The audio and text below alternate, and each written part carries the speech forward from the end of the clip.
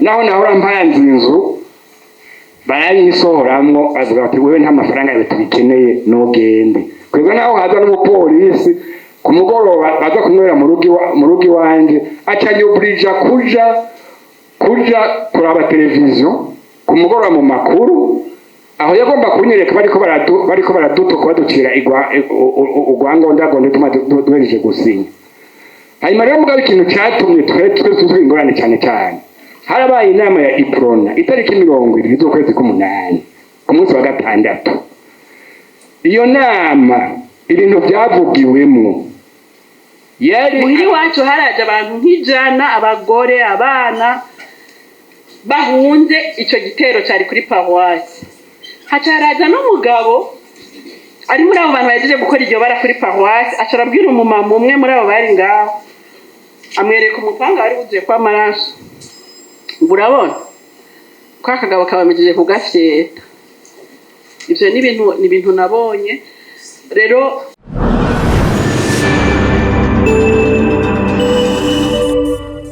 Icuka cha politike cari kibi cyane,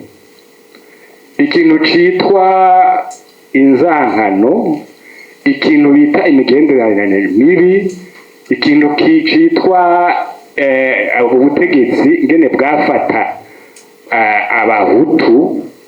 byari biteye isoni, byari biteye ubwoba. Ni ukuvuga yuko twari tuzi neza tubona ko hari ikintu kizohushura igihugu, mugabo ntitwari tuzi aho kizotangurira ingene kizoza. Ndega Marangara rero yaje kutuha igisubizo cy'ikibazo twibaza tuti mbega bizotangura ryari, bizoza gute. Jewe rero mbanje kuvuga ivyanje turetse icyo cuka cyari gisanzwe kihaba. Jewe imbere ya Byantega na Marangara nari muri mission yo kwa Perezida Buyoya, aho twagenda yari muri mission i Brazzaville muri fête des Trois Glorieuses le 13, le 14, le 15. Imbere yaho kuri RTNB hari Ministre Kadoyi Aloyse Colonel iratwigishije inama kuri RTNB, aragirisha inama abamenyesha makuru, abaresponsable, yo nari chef de rédaction, secrétaire de rédaction. Hanyuma twarabaye makuru nk'abatanu. Noneho nuzeye Colonel Kadoyi araduhamagara atugirisha inama atubwira ibintu biriko biraba mu makomine ya Ntega na Marangara. Hanyuma rero aratubwira yuko hariho abantu bavuye hanze bo muri Parpe Hutu baje gutera akaduvayo, baje matragete n'ibiki byinshi. Acatubwira rero ati rero ndabasavye mugende muvuge ivyo, muvuge yuko hariho ingorane muri Ntega Marangara, abantu batanguye kumarana. Jewe n'ukuri narafate courage mu ntoke ndamubwira nyakubahwa Ministre, twebwe umwuga wo kumenyesha amakuru ntushobora kuvuga ibintu utabonye. Rero cyo nobasaba muduprotege tugende hariya muri ya region, tugire ama-interview, dukoreshe ubuhinga twize bwo gutohoza amakuru, hanyuma twe tuza dutanga inkuru y'imvaho. Ivyo bidashoboka babahe mikro, mwebwe muvuge ivyo bintu kuko ari mwe mubizi. Jewe ndamubadira ico kintu nukuri nari mfite imyaka 30, mugabo nari nzi ko abashikiranganje ari abantu bicubari bikomeye cyane kandi mu bisanzwe niko bimeze, ariko ukuntu yifashe byarantangaje cyane. Yaciye antumurutoke avuga ngo sinababwiye gusa nababwiye kuri uyo jewe naguye ngaramye naratangaye hanyuma baca barasohora aho rero ga twari hari nkora twe nk'umunsi umwe cyangwa ibiri kugira ngo tuje muri iyo mission kandi jewe nari namaze kuronka nari namaze gutanga passport muri iyo muri presidence aho rero jewe ntahanzi neza yuko ubye baza kumfata ivya mission byovyo nabyikuyemo hanyuma rero mugabo sinzi Imana ingene yakoze nirotruva ndi muri mission turagenda i Brazzaville itariki 14 niho ntozeye ico gihe secretary general wa yitwa Ide Umaru ava muri Mali cyangwa muri Niger pardon niho yaburase wiwe Perezida Buyoya akagenda ku president amakondoleance bagarutse bahindukiye twendi batujanye mugabo bahindukiye chef de protocole d'etat ico gihe yakorera muri relation extérieure niho basura le protocole d'etat yitwa omenga nyamba yitwa Bagwendere aca dusanga aho turi atubwira ngo ngo tekera ibintu dutahe jewe ankora nifwa ndemoze none ganyakuba ko mbona miso itari bwahere yagombye kunyasikofe n'ukuri ico gihe niho naca mvuga nti jewe kuko nari maze kubona klima y'Ubujumbura ingene imeze ndavuga nti jewe nohunga mugabo guhunga hajya biragoye urabura huca urabura naho umenera rero icyo nagomba kuvuga cyane cyane cyambere nuko klima yo au niveau national yari mbi cyane au niveau national so kuvuga yuko ari ibintu by'indega marangara le climat social politique yari mbi bon hanyuma rero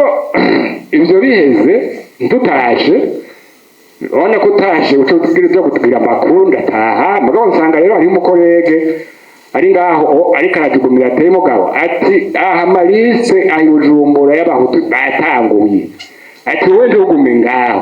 ati wewe ni wanonse ibyo bintu hanyuma ututaha tuzoheza uryohorejo habona ati uko hameze nabi ndagenda byanonsa ndataha bukenze nduka kubikora neje kubikora ndajya kwibarabara imbere ya RPN hari umugabo yampaye lift ntazi afise veyo icyo gihe vewe niyo zagendera mu bantu b'abasekretari uwo mugabo aca aravuga abona umuntu ategereye bisi aca ashiramo twantwaye ku isoko anjanye agenda arambwira ibintu bimwe biteye ubwoba yambwira yuko abahutu bose bafise ibigwanisho yuko hari akantu gasigaye gato nibura kugira ngo bamara abatutsi rero turajana agenda arambwira ibyo bintu aravuga ibintu byinshi gushika no ku isoko mu majambo make nukuri yarashikanye mbwira kwijabi ariko arambwira ayo madisikuru jewe nari narongoye itariki 9 z'ukwezi kw'indwi muri 88 nkagenda aho bashikana haje impande yo kuri setemu mugabo aho nogiriye muhira ndavuga nti jewe reka nje kuraba rekorege numvire ibyo bintu tubigwanisha bafise nanjye ndaba ntafise none ngenda ndasana muri korege nsanga ndabatuka nti none mwebwe kareka bati wewe nta ntubona siwasinde nimeze ati ahubwo twamye tukurondera twumva waragiye ati nuza tukwereke dore turategura kugira ngo turabwire icyo twokora niho rero baca bagira ntuze projet de lettre sanga iramaze kwandikwa twandikira umukuru w'igihugu hanyuma rero twebwe ibyo kete mu by'ukuri nta kuvuga ukomene yabyo mugabo twarayikana analyse ya situation nimeze tugatanga proposition y'ingene icyo ingorane z'igihugu zohera twasama ibintu bitatu twasaba yuko ubwicanyi bwohagarara, tugasaba yuko igisoza cyocangwa, tugasaba yuko haba dialogue y'ama-ethnike. Niyo byavuye biba haba guverinoma d'unité n'ibiki. Mwambara ni telefone irangoye. Hanyuma rero ku bibazo bona twatatu turisinya, hanyuma rero byakurikiye murabizi, baciye baduhagarika mu kazi, bavuga ko turi mu bantu bagumutse n'ibiki ibintu byinshi cyane, kugeza naho bansanga muhira, naho nahora mpanze inzu barayisohoramwo, bavuga bati wewe nta mafaranga yawe tubikeneye nugende. Kugeza naho haza n'umupolisi ku mugoroba baza kunywera mu rugo iwanje, acanyuburija kuja kuraba televiziyo ku mugoroba mu makuru, aho yagomba kunyereka bariko baraduto kubaducira urwangondagonde duhereje gusinya. Hanyuma rero mugabo ikintu cyatumye twe ingorane cyane harabaye inama ya iprona itariki 20 z'ukwezi k'umunani ku munsi wa gatandatu. Iyo nama ibintu byavugiwemwo yari apere igaragara au massacre et au génocide. Nk'umugaragaro novuga n'abagize ayo mazina n'ababivuze, kandi bavuga bati abantu bose bitwa abaintellectuelle, abo bose bize nibo bavuga yuko perezida Ntega Marangara bazobarondera aho bari hose. Hanyuma rero igihe muntu umwe rero ryo hariho abasubiza abandi babagenzi n'abagize kubakontakita, ndaganye mbe mu nyibutse mwebwe icyatumye gusinya n'igiki. Bavuga ati twebwe icyatumye dusinya, twabonye yuko Ntega Marangara ari 72 ibereye ngaho, ati twebwe twanse gusubira gupfa tutavuze, ati kuko gupfa koko twayibona gutya. Rero icyo bagomba kuvuga, ikintu cya Ntega Marangara sika izole ni probleme no kuri ya probleme nationale. Hanyuma rero mwavuze ikintu cyitwa methodology,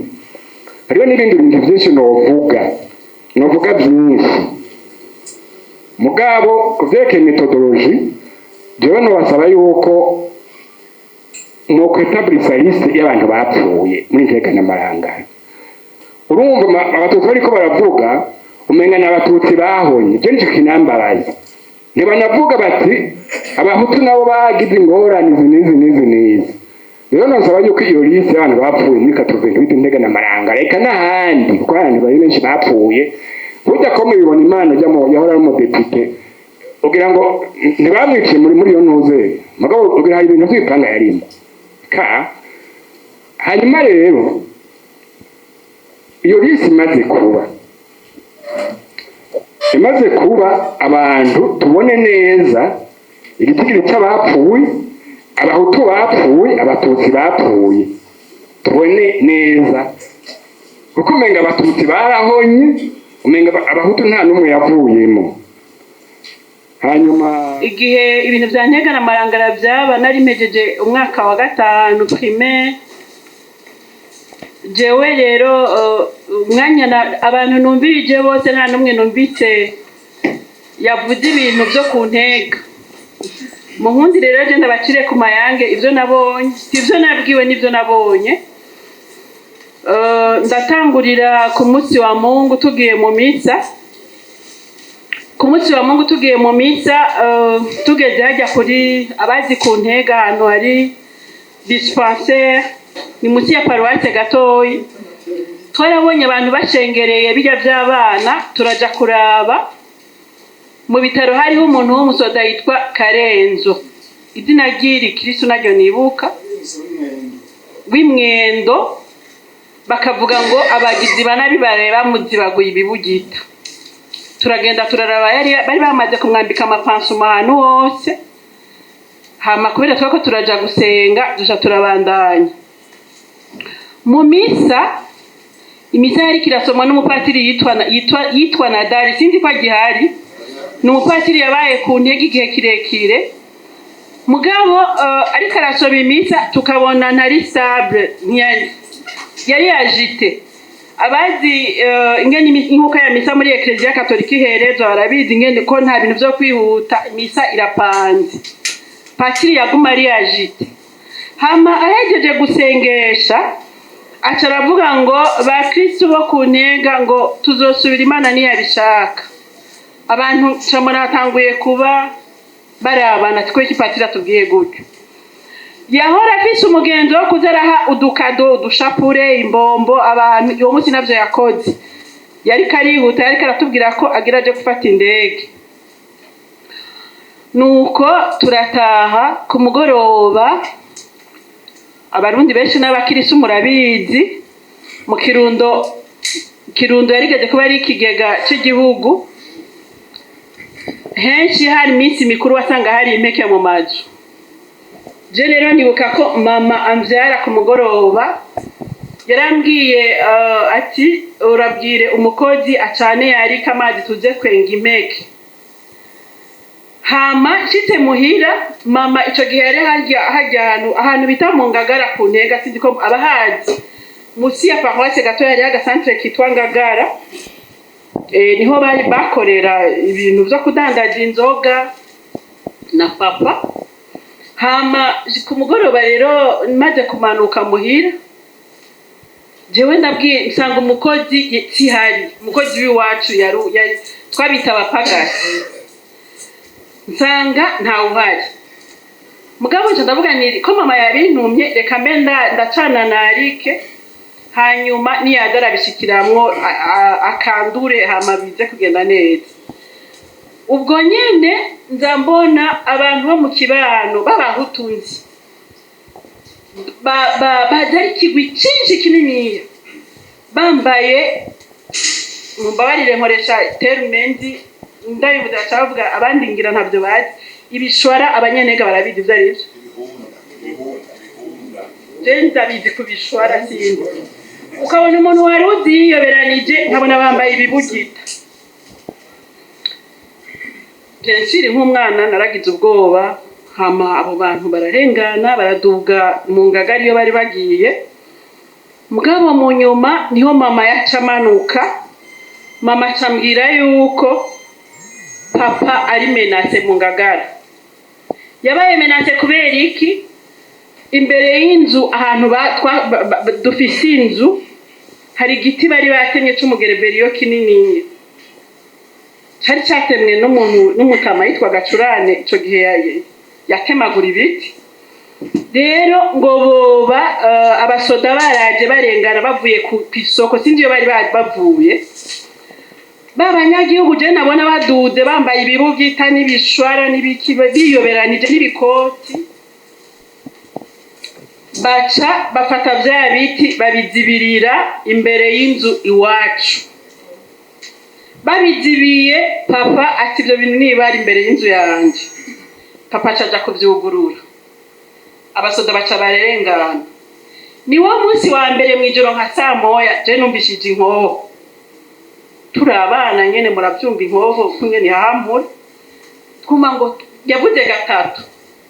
baca batubwira yuko niho nabaza bamani none mama ivyo bivuze nibiki ngo nabasoda ngo babandi ngo papa yabugururiye ngo barenganye nukuvuga papa maze kugurura iyo barriere bakarengana ingorane zaciye zitangura papa bica vyitwa yuko yagiye kuri kote y'abareveriyani niho mama urumva yamaze kumanuka ari muhira haca abatansiyo turavye gutya jewe ahantu muhira navukiye ni juste musi ya paroisse uravye gutya nk'uku nicaye uravye gutya ubona ahantu hitwa Isusa no n'Igitwenzi twabona ubuzu buriko burasha mugabo kubera ko murana ruguru umuntu abazi ahantu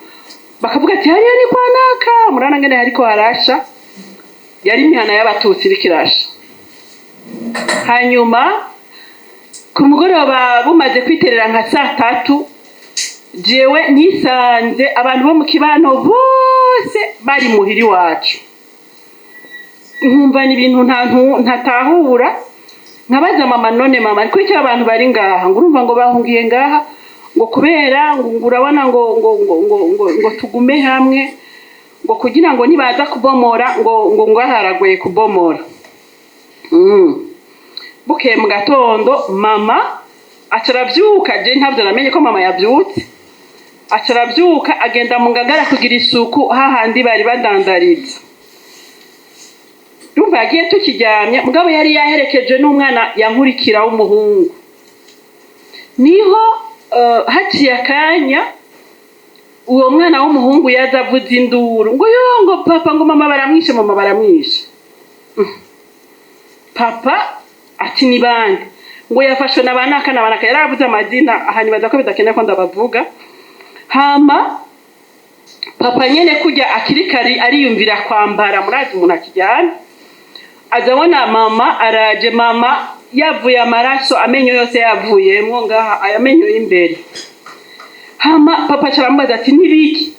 mugabo acaza mubwira je kwena yari imfura ajambwira ngo papa konzo ngo kiruhunga. Nibuka papa yahunze yambaye jampuzu yo musi mu gatuntu ari vide. Papa cariruka ajabuka hakurya ku musozi, hakurya yacu hari umusozi dufatanye witwa Kamurago. Papa cayirukayo kwinyegezayo. Noneho papa maze guhunga kugenda mama casigara atubwira abantu bamukubise bamubwira ngo n'umututsi. Mugabo ivyo nta importance twari kuko numva nitwe tuzi n'ivyo ari ivyo. Haciye umwanya nka 2:00 hacaraza abantu b'abagabo babiri nabo nyene mu nkunzire sindabavuga amazina muganzo bavumba baracariho b'abahutu. Baca baza umwe afise agafuni uwundi umupanga n'ishoka. Baca barashika babwira mama ngo umugabo wawe ari hehe? Ngo umugabo wanje ngo sindabizi ngo twashaka tumubwire ngo aje kudufasha akazi ngo reka ngo mama carabwira ati nimurindire tumurondeze twumva ahari. Nati ko cyagiye amatelefone yari ahari mugabo papa ahantu yabunze twaramubona yaje arahaguruka gucyagira gucyarunguruka. Babagabo baca baraduga baduze bashitse ahantu gucya nko kuri 100 metres. Baca baragaruka ngo yango ntigishoboka ngo baca bamuvuga papa mwize papa yitwa Gahungu Jean. Baca bavuga ngo Gahungu ataje kudufasha akazi ngo ntigikunda ngo ntituva ngo canke tubafyete mwese. Abona abahutu mugabo mu micungararo twaguma twumva induru. Hama papa abonye ivyo bintu komeye urumva ni ku gasozi arabona abo bantu abaribo acaraza aje baravugana bacamubwira ngo uje kudufasha akazi rero. Je kubafasha akazi papa ariyumvira acaraja mu nzu acaga atireka ngende mu nzu ndaje. Papa carasohoka acaradugana nabo bantu bure baje kumutora barajanye baraduga bageze nuko ndiko ndahavuga menga murahaje bageze nko kuri 500 metres yimuhiri wacu. Papa acahura na mutoyi wiwe bakurikirana. Mutoyi wiwe kubera yakora kuri paroisse yari umukarani kuri paroisse acarabwira papa ati mbega ugiye ati mbega unatwayejeje kubinama yuko kwica wewe tayejeje kubinama yuko kwica aho rero ugiye gutyo urapfuye. Urumva ko ari mutoyi wiwe mubwiye. Papa acababwira babantu bagumye imbere babagabo babiri bicabyitwa hari karavugana na mutoyi wiwe acamera nk'ugiye kwiherera. Papa acagirayo aca yiruka muri paroisse. Niho yasanga babantu uyu mudamu yavuze uyu abantu b'abatutsi biciwe abagabo abatutsi kazi biciwe abagabo bose bari ahantu bita muri corona kuri paroisse. Hanyuma papa cajayo agiyeyo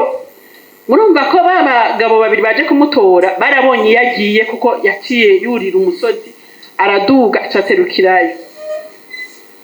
Induru rero ziba ziratanguye barica abantu kwaguma tubona abantu biruka babikirajya mu myongi wacu abantu benshi niho uwundi muntu kandi ntababwira izina yazamuhira arabwira mama ati umviriza rero umugabo wawe twanamenye ko ari umwihuture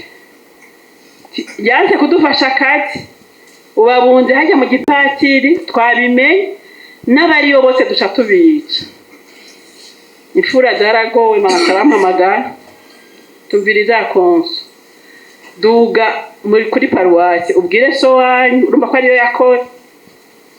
umubwire abwire so ave aho hantu ntakwegera abandi ni kuri naraduze nduze ngiye muhira hariho ukuntu ngiye mu kigo iwacu nserukira mu gipatiri ngeze ahantu hari igikumba kinini ya cy'imikaratusi ndahura n'uwundi muntu ntababwira izina nawe nyene acarambwira ngo wakana nguri kuraja nijye ngiye kuraba data wacu yitwa Manirambona ngiye kuraba Manirambona ngo ntugende kuraba Manirambona ngo twamenye ko so ari hariya ngo turamukorera ko ngo rindira mu kanya aho hari mu saba jenje ndagenda ndabwira uyo data wacu ni mama mbwiye uku gira papa atahe nukuri jenje ndataha ndamanuka muhira ngeze muhira nk'iminota nka 10 ishitse nzabona na papa raje hari habaye iki babahutu bari bagiye hajya muri paroisse ahantu bita muri corona hari ahantu hari urusyo wasi ibintu bumera mumbati ibintu bya gutyo ati baje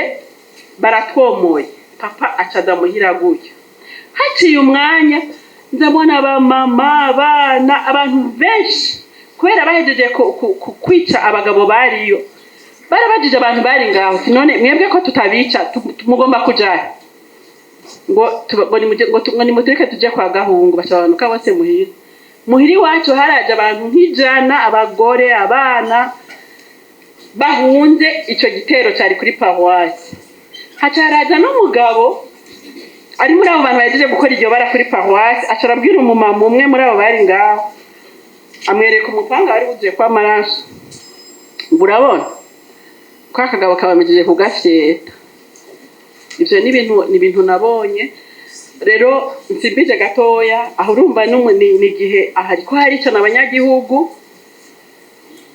kuwa kabiri rero abo bantu baraye ngaho baraye musi y'igitandi wacu kuwa kabiri buraca niho nko mu 15h haje twumvise ngo abasoda baraje ni nyinshi baje nukuvuga ngira bari baronse consigne twumva bavuga yuko ikintu cyose cyitwa igihutu gihema bagikura kandi byarakozwe jewe nubwo ndahari kubera ngira Imana yabishatse ko mbaho kandi singekeranye niwe yabishatse koko nukuvuga rero abasoda bamaze kuza haraje umuntu muhira nawe nyene kindamuvuga aje gutora abo bantu babatubutsi bari wacu acarabikorera bose bari nk'ijana twebwe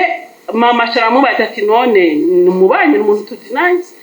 ati none ko twe mudusize ngaha bimeze gute ngoya ngo mwenye mugumaho naco mu chabaragiye bagiye tugumaho mu nyuma niho twarabona abantu biruka tukaja mu bitoki abasoda bakarengana mu nyuma rero niho umuntu umwe yavuze ati burya rero kwa Gahungu nta kintu cyahabaye rifoko tujaye baca baraza n'ukuri baje barakoze ibara baratwugaraniye ahantu batugarana turi imiryango murabona ngene rugura abantu bubaka baratera amagrenade bararasa barapfa se twavuyemo turi bane hama duca tugumuko turaborera ahantu birateba twumva ngo ihumure ryaraje mugabo rero subiye inyuma ikintu gitangaje nyakubahwa perezida Buyoya yatwara ico gihe warumva hajya saa sita na nusu abanyagihugu babona bari ku turaje bo aguma bumviriza gutya hajya saa sita na nusu imbere yuko amakuru avuga warumva avuze ngo turasabye ngo abanyagihugu sinzi muri byo discours ntansubiramo abanyagihugu kubera ko bumvise ko ari umukuru w'igihugu avuze bagaca bavunduruka mu myongo iyo bari bakaduga murari ngene ruguru hameze nkuko buvuye nkuko buvuye hajya hahora isoko ugacuduga ku Mutanganoro imisozi nukuvuga ivyo bintu abivuze sindi ko yacayurira indege nta ubizi nukuvuga abanyagihugu bageze hajya bavuye mu myonga mu mibere mu mfunzo haca hazi indege n'ukuri igakora ibintu biteye ubwoba by'akamaramaza hari umuntu yamye avuga ngo indege ngo yaraca ahantu ngo ukabona ngo n'abantu barimo twarababona ko kabantu indege ukabona yagaramye irikirarasa akamaramaza none ibi bintu ko umukuru w'igihugu yareka aravuga ngo tuve mu myonga ibi nibi donc abantu barapfa nukuvuga hasigaye uw'Imana yatorarije kuko bajya abantu bajeje gutemagura abantu kuwa kabiri bumije ngo abasoda baraje baciye bahunga nukuvuga hasigaye ku ntego umuntu ataco yiyagirije aho hari mwonde wa papa wanje ku munsi wa kabiri nsubira inyuma babantu bajeje kuva muri corona hahandi hajya kwa Patrine nababwira baraje ari igitero nk'umuriyoni w'abantu papa baramufata bamufukamika ahantu ku irembo iwacu baramubwira ati wewe gahungu rero twumvikane twamaze kumva yuko wowe turakwagiriza ko wihutuye baravuze n'abantu ngo bamuvyaye mu batisimu gihe cyo kwihutura papa fukamye ariko arajugumira bicura cy'amaraso abanyentega canke abanyakirundo sindi canke abo muri noro babaje hari ikintu cyitwa uruhavyo ino ntacyo mbona papa fukamye hariya hitaye bariya bubahwa hakaza umuntu afise ugo runtu barutungiriye ku giti ngo tukwereke ngo yo bagomba bashize ngaha mwizozi mu nyuma babantu b'abahutu ryasindi ry'abahutu baca ivyo n'ibintu nabonye si umuntu yabimbwiye ryasindi ry'abahutu bicarira canamo ati none ko muvuga ngo yabyawe na naka ngo naka yamubereye nyina ngo wundi nawe ngo abase ngo marene yari naka ngo pare naka ati ivyo bintu mwe barabibonye ati gahungu ni mwene naka n'umuhanda ati ubwo rero bigenze uko ntawe mwica baca bacanamo baca rasubira ngo none gahungu ko tukuretse uduhiki papito gera afite amahera no kura turabaha 300,000 alepo baca barasanzara bakiragenda nk'ifu y'imigira baragenda duca tugumaho rero niho bunyuma rero bamaze kutwica n'ihumure ryaje abantu barabishe havuga ibikona gusa tunyegeye ahantu mu myobo